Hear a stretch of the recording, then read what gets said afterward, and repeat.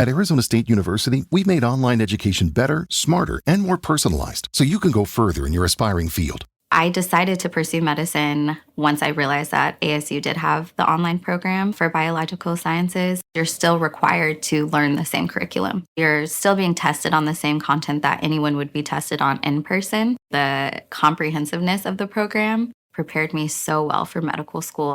Explore over 350 plus programs at asuonline.asu.edu. Okay, let's unpack this. Welcome to our deep dive. Today, our source material is a bit different. It's not an article, but a specific list of search terms we were given. All seem to circle around one person and, well, a pretty significant event. That's right. It's like looking at a digital footprint, what people are actually searching for online. And the name that keeps popping up, the anchor for this whole list, is Jonathan Joss. You see different spellings too, like Jonathan, even just John Joss sometimes. Right. And what's really striking is how fast these terms link him to what he's known for his acting. The name John Redcorn appears again and again.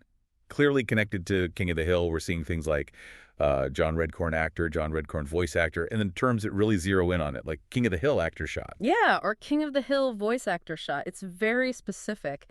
And what's also interesting in this particular list, it's not just King of the Hill. The searches also connect him to Parks and Rec, Jonathan Joss, Parks and Rec, and even Parks and Rec actor shot. Okay, so we've got Jonathan Joss, the actor people recognize from King of the Hill as John Redcorn, and according to these searches, also Parks and Rec. And then, boom! The terms bring in this major event. You see San Antonio, then San Antonio shooting, and San Antonio shooting inquiry. Mm-hmm. And this is where you see the pattern in the searches become really quite telling. Just the fact that terms like King of the Hill actor shot, Parks and Rec actor shot, even TV actor shot dead, the way they appear right alongside San Antonio shooting, it makes it pretty clear what people are thinking, or at least what connection they're probing. Exactly. It shows this immediate public association being made through search. Jonathan Joss, his roles, and the specific inquiry into a shooting in San Antonio. And it's framed very specifically around whether an actor was shot or, well, worse. It really highlights how quickly public interest can latch onto a known name when it gets linked, even potentially loosely, to some kind of negative news. And it doesn't stop there, does it? This list we have, it includes other names, too. That's right. Mixed in with all the Jonathan Joss and shooting searches, we find Tristan Kernda Gonzalez, Sigfredo Alvarez Sisha, also spelled Sigfredo Sisha Alvarez, and Ken Hotate, Nick Offerman, and Johnny Hardwick. So those names are just there in the same batch of search terms. And there are other types of searches, too, like Jonathan Joss net worth, kind of separate from the main event. Yeah, it's a mix. But what's fascinating, just looking at this specific collection of terms, is what it immediately signals. It sets up, here's a public figure, here's his work, and boom, here's a potential connection to a serious event in a specific city. It shows you what information people grab for first, what connections they instantly try to make online. Right.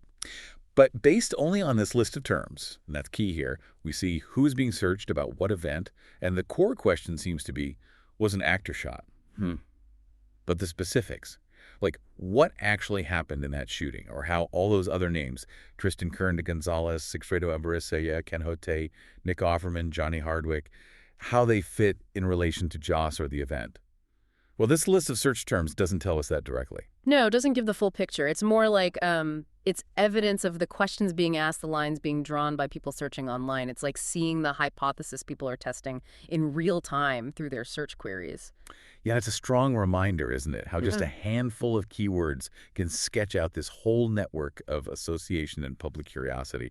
Even if the search data itself, it only gives you clues, not the complete story. Exactly. The breadcrumbs, like you said earlier. So that was our deep dive into what a specific set of search terms can tell us and what it can't tell us about a public figure, their work, and a significant event they're being linked to online. It really makes you think about how fast those connections form and how people try to piece things together using search, even while the full context might still be developing.